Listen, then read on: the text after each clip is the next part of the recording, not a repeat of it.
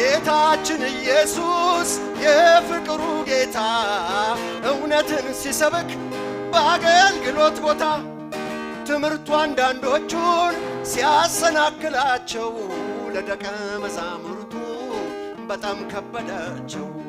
ጌታ ሆይ ትምህርትህ ደግ ስላልሆነ ትንሽ ቀየር አድርገው ሰው ተበተነ ሲሉት ከፈለጋችሁ እናንተም ሂዱ አለ። የእውነት መለኪያ ዛሬስ ወዴት አለ? እስኪ እንነጋገር፣ እስኪ እንወያይ። እውነት ሰው ቢበትን ልክ አይደለም ወይ?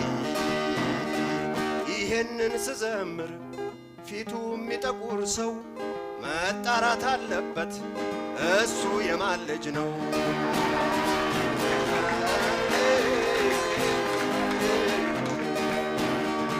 ጎሰኝነትና ተንኮል ሰርጎ ገብቶ ንግድ በእግዚአብሔር ቤት ገበያ ዘርግቶ ሳቅና ጨዋታ ቀልደኝነት ገኖ የስኬት መለኪያ የሰው ብዛት ብቻ ሆኖ ይህ አካሄዳችን ይመርመር የሚሉ ደግ አይናገሩ ዋናው ጽሕፈት ቤት አይምጡ ሲባሉ ደግ እነማን ናቸው? እስኪ እንወያይ። የእውነት መለኪያ መጽሐፉ ይታይ። እስኪ እንነጋገር፣ እስኪ እንወያይ። ደረሰኝ መጠየቅ ልክ አይደለም ወይ?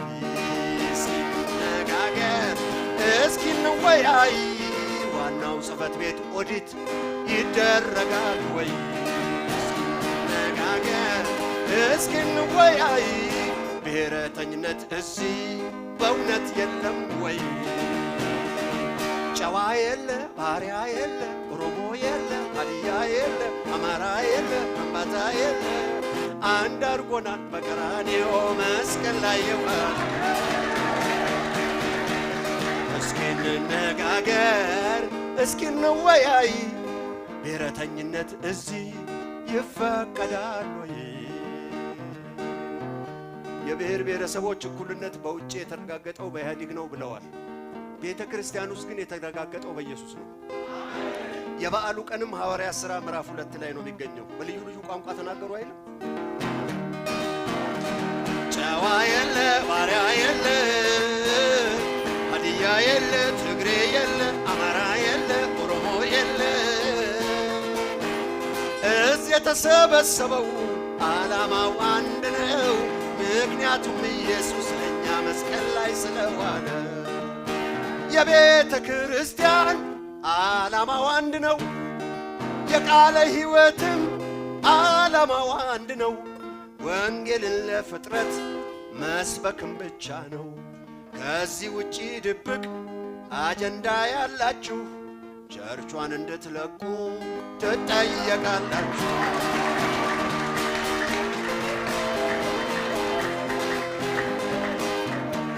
የትውልድን ዕድሜ ገንዘብ እየበሉ በጣፋጭ ንግግር ጊዜ እየገደሉ ቁስል እያከኩ ለውጥ የማያመጡ ወይ የማይመልሱ ወይ የማይለውጡ ደግሞ እውነት አፍርጠው ሚና ለዩ ሚሉ ተወደው ለመኖር ትውልድ የማይገድሉ እነማን ናቸው ደግ ለወንጌል ያደሩ?